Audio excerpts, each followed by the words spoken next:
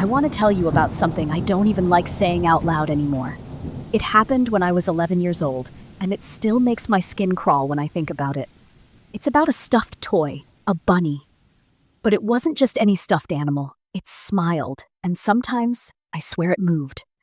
My name is Hannah. I grew up in a small town in Pennsylvania, and like most kids, I had my share of toys. But there's one in particular I wish I never got. It was the summer after 5th grade. My aunt visited from out of state and brought me this stuffed bunny as a late birthday gift. At first glance, it seemed harmless: white fur, long floppy ears, and a little red bow around its neck. But the thing that always threw me off was its smile. Most stuffed animals don't have smiles, they have stitched mouths. But this bunny, its grin stretched unnaturally wide, curved just a little too high, showing tiny sewn teeth. When I first pulled it out of the gift bag, I laughed awkwardly and said thank you, but deep down I hated it. Something about its face felt wrong. I put it on my bed that night anyway, trying to convince myself it was just another toy. The first night I had it, I woke up to a sound, a faint scratching. I thought maybe it was my cat, but she was asleep at the foot of my bed. When I sat up, the room was dimly lit from my nightlight. The bunny was sitting on the edge of the bed, facing me. I froze. I clearly remembered placing it against the wall before falling asleep. But now it was right there, its stitched grin pointed straight at me. I brushed it off, thinking maybe I kicked it in my sleep. I tossed it back to the wall, turned over, and forced myself back to sleep. But the scratching continued. The second night, I heard something even worse. A whisper. I was half asleep when I heard it, faint but clear, right beside my ear. "Play with me, Hannah." I bolted upright, heart pounding. The bunny was sitting upright against my pillow. Its stitched smile seemed wider under the glow of the nightlight. I threw it across the room. The next morning, I asked my mom if she had come into my room during the night. She said no. I didn't tell her what I heard. I didn't want her thinking I was crazy. But I knew what I heard. A week later, my best friend Emily came over for a sleepover. I tried to hide the bunny in the closet, but she spotted it almost immediately. "Cute bunny," she said, picking it up. I forced a smile. "Yeah, not really my favorite." That night, as we were getting ready to sleep, Emily placed the bunny between us on the bed.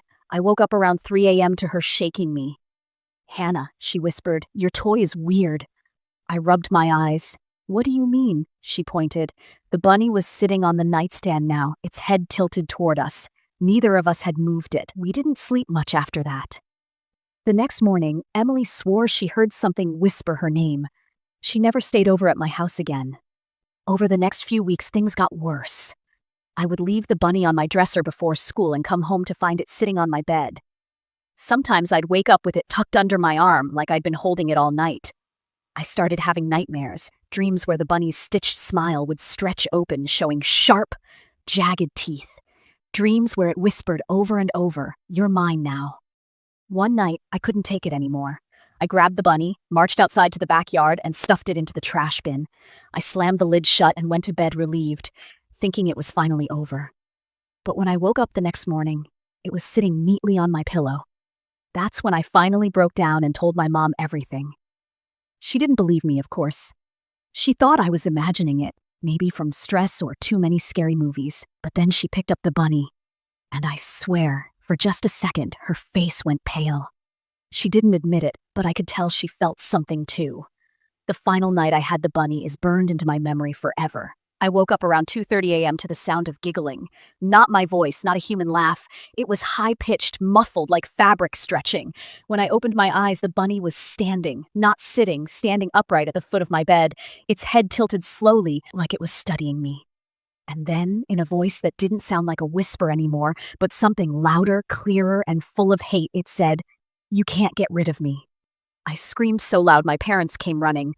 The bunny was just sitting there when they burst in, as if nothing had happened. But I know what I saw.